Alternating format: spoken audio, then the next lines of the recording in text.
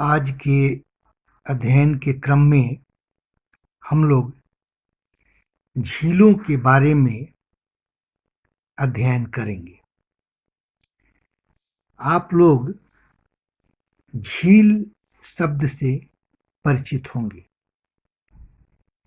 बड़े तालाब को आप लोगों ने देखा होगा।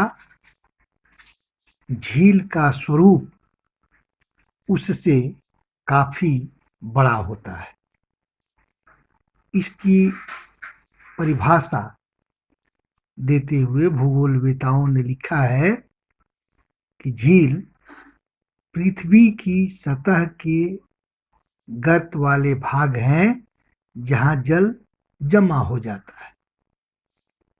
पृथ्वी के सतह पर जहां कहीं भी गर्त है यानी गड्ढा है, वहां जल अगर जमा हो गया तो बड़े तालाब, काफी विस्तृत तालाब का आकार ले लेता है। लगता है कि वहां झील है।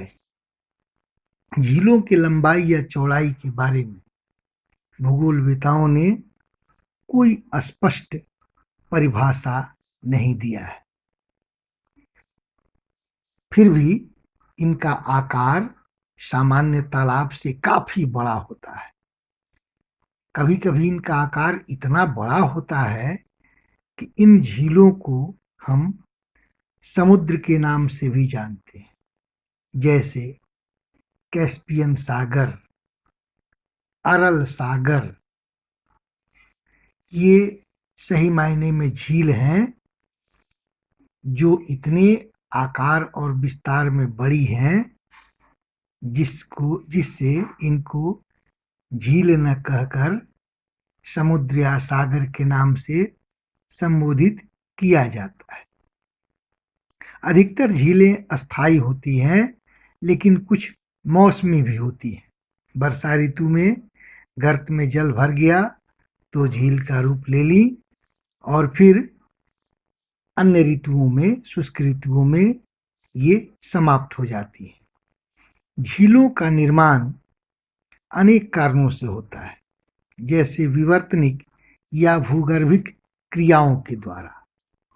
जब प्लेटें आपस में टकराती हैं, उनमें मोड़ पड़ता है। ऊपर उठा हुआ भाग वो पहाड़ी या पर्वत का आकार ग्रहण करता है। जो भाग धंस जाता है, अगर उसमें जल भर गया तो वो झील का आकार ले लेता है। इसका उदाहरण भारत का वूलर झील है, जो भूगर्भीय क्रियाओं के द्वारा निर्मित हुआ है। लैगून झील भी है। लैगून झील समुद्र के किनारे निर्मित होते हैं और ये खारे पानी वाले झील होते हैं। हिमानी अपरदन की क्रियाओं के द्वारा भी झीलों का निर्माण होता है। हिमालय के क्षेत्रों में भारत में जो निर्मित झीलें हैं, उनमें अधिकांश झीलें हिमानी निर्मित ही हैं। कुछ झीलें मानवीय क्रियाओं के द्वारा भी निर्मित होती हैं, जैसे नदियों पर बांध बांधकर और उसका जल रोककर जल विद्युत उत्पन्न किया जाता है, तो नदियों के पृष्ठभाग में विशाल क्षेत्र में फैला हुआ जल झील बन जाता है। भारत में ऐसे झील राणा प्रताप सागर या फिर गोविंद सागर जो झील है, वो सही मायने में मानव निर्मित झील है। नदियों के विसर्ग के द्वारा भी झीलों का निर्माण होता है, जिन्हें हम गोखुर झील कहते हैं। चिल्का, पुलिकट तथा कोलेरू लैगून झीलें हैं। झीलें मानव के लिए अत्यंत लाभदायक होती हैं। झीलें पर्यटन को बढ़ावा देती हैं, बाढ़ की रोकथाम करती हैं, जलीय परितंत्र को संतुलित रखती हैं, जल विद्युत उत्पन्न करने में सहायक भी होती हैं।